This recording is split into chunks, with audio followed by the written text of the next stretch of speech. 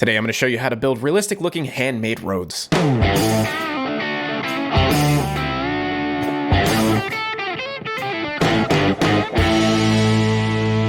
Before we get started here, all assets that are used in this tutorial will be found on the download station, and all of the kuids will be listed in the description box below. In this tutorial, I'll be bringing you through 3 difficulty levels, including beginner, intermediate, and advanced. Let's get started.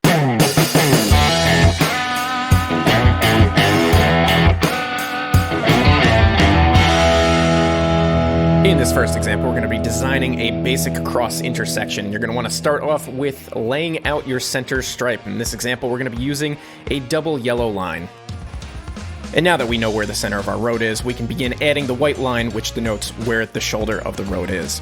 I'm going to make use of the size of the spline points to establish the width of the road. If you measure the approximate distance between the inside edge of the yellow and the outside edge of the white line is just about 14 feet, which is close enough in my book for an accurate depiction of a road within this game.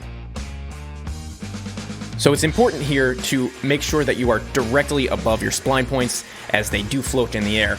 So if you want to make sure that you are perfectly on the edge, you want to be directly above them. It doesn't have to be perfectly against the edge of the spline points, but it is important to make sure that it's somewhere within that vicinity so that your lines are straight and parallel. And then we'll go ahead and do the exact same thing on the intersecting road. Make sure to be holding shift while doing this so you don't accidentally join the spline points. At this point, I like to apply a basic ground texture just to hide the grid so it's not so distracting. And now for the fun part. Head over to your Spline tab and open up the Advanced panel and select Insert Spline Point. And what we're going to do here is start clipping out the overlapping parts of the splines. You're going to want to zoom in really close as possible to do this because it is very, very finicky. You're going to want to add a spline point on each overlapping piece as close to the intersecting point as possible.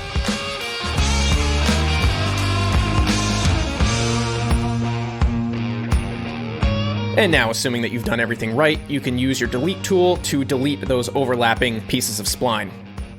Next, go to the Insert Spline tool again and add an additional spline point just inside the intersection at the ends of the innermost spline rings. Once you've done that, use your delete tool to delete those inner tags that you've just created.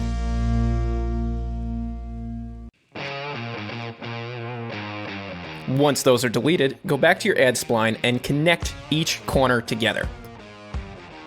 Don't worry about the splines bending. We're going to fix that with the straighten tool in just a moment.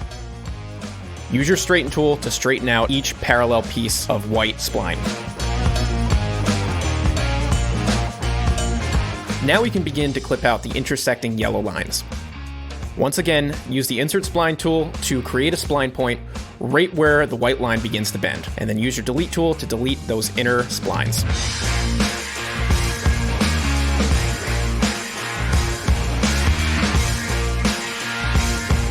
And now that we have a proper intersection, we can begin to bring in some details such as stop signs, stop lines, traffic lights, crosswalks, or anything else that you like. This is where the real creativity comes in. Now, to add a little bit more detail to the road itself, I like using textures by S. Myers. They are the city street textures, and a nice smattering of these is all you're going to need. Some cracks and some oil spills.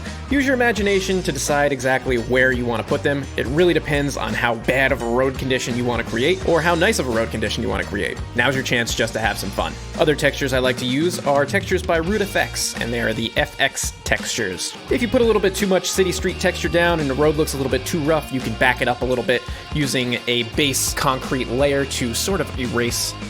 Another detail that I've really enjoyed using lately are these asphalt splines. They come in various widths, and it is a great way to make your road look like it's been recently repaved or dug up and repaved and patched in different areas. It all around gives a really abstract and different look and uniqueness to your roads. The only thing to note with these asphalt splines is that you'll have to lower the height of them by 0.09 or 0.10 just so that the road markings will be above them.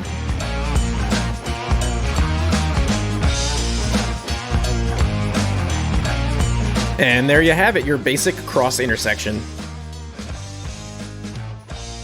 Moving right along.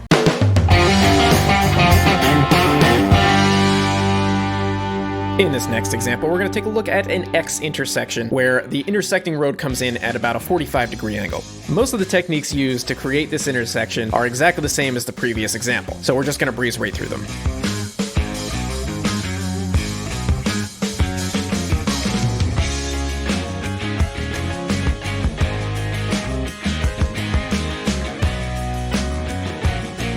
Now that we've got the road markings down and we know where our intersection is going to be, we're going to continue to do the same process that we did with the last intersection and use the Insert Spline tool to begin to add spline points at intersecting points where each line meets. And again, you're going to want to get as close to the ground as possible and get as close as you can to the splines in order to create these spline points. Otherwise, it gets very finicky and you start putting spline points where you don't need them. They don't need to be exactly at the intersection, just get them as close as possible. Sometimes it takes a few attempts to get them in the right position.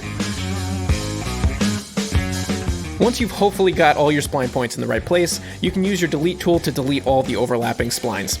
Now, just like we did in the last example, you're going to create a new selection of spline points right on the edge of the innermost spline rings. And this is where we're going to connect some new spline points to round out our corners. Now, this is where you can make the decision of having rounded corners or sharp corners. You can leave them as they are, or you can round them out, which is what we're going to do here. If you want to leave them sharp, this works really great in downtown areas where you're going to be using maybe sidewalks or other things to actually create a perimeter around the roads. Once we get those spline points down, we're going to delete those tags. And now we're going to add a spline back and connect each angle. Don't worry about those splines bending the way that they are. It looks funky, but we will be able to fix that with the straighten tool. So with your straighten tool, you can go ahead and straighten each white line, and now we have a pretty decent looking intersection. At this point, we can now start adding spline points to the double yellow line, and it's up to you exactly where you want to put them, but I like to put them a little bit further back so the stop line is far enough clear of the intersection. Once you get those spline points down, you can go ahead and delete the excess double yellow line in the middle, and you've got a pretty decent looking intersection.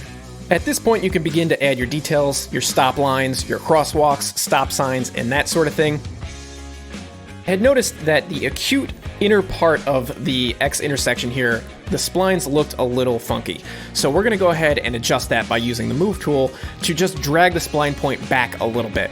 And when we do that, we're going to have a slightly more rounded edge.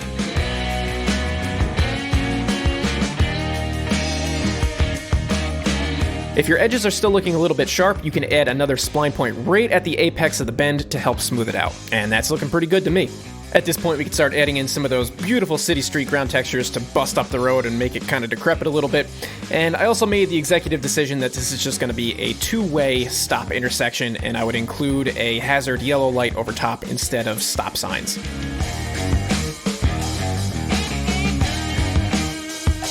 And lastly, I wanted these roads to appear to be paved at different times, so I'm adding a road asphalt 10-meter spline underneath of the main road. And again, this has to be dropped by minus 0.10 in order to be underneath the road spline textures. I'm also going to add some of these asphalt patches to make the road appear to be repaired. The lesson here is that adding different layers of detail can enhance the age of your scenes and make them appear to be newer or older than other locations on your map. Let's move on to the beast.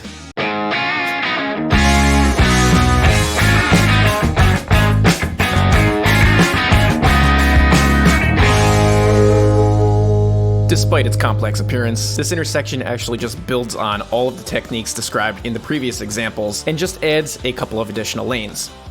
The biggest difference with this example is the addition of zebra striping, and that's what I'm going to show you how I do. I don't actually know what the technical term is for a road feature like this, so I'm just going to call it the zebra striping pattern. But what you're going to want to do first is start with a yellow single solid line and figure out where you want the zebra striping pattern to go, and begin to outline a lane around the area that you want to isolate. Again, using the spline circles as a way to measure the width of the road. Don't get any closer, don't let the spline circles overlap another spline layer because it'll be too narrow. You could be a little bit more generous with your spacing, but get a shape that actually looks good and has like a good flow to it.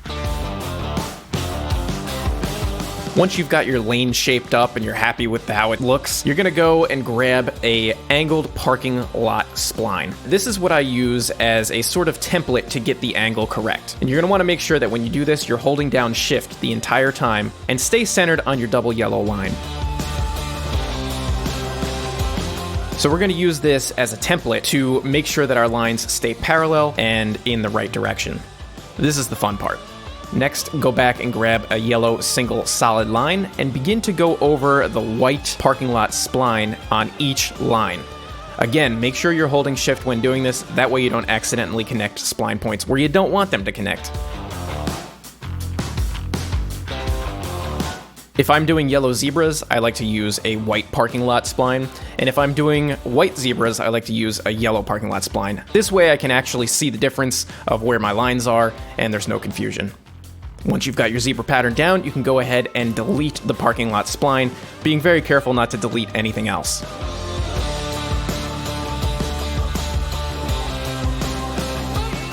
This next zebra striping pattern is a little bit more complex because what we're going to do is double it up. First, you're going to get your parking lot spline, and you're going to lay it down the same as we did with the last one. Once you get that down, you can select the white single solid 10-inch striping and begin to overlap on your parking lot spline just as we did in the previous example.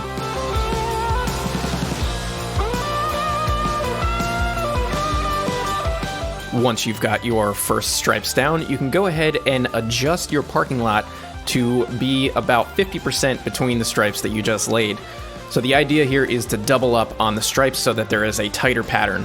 Now you could use 2 parking lot splines here if you wanted to, but I find it easier to just use one and eyeball the difference.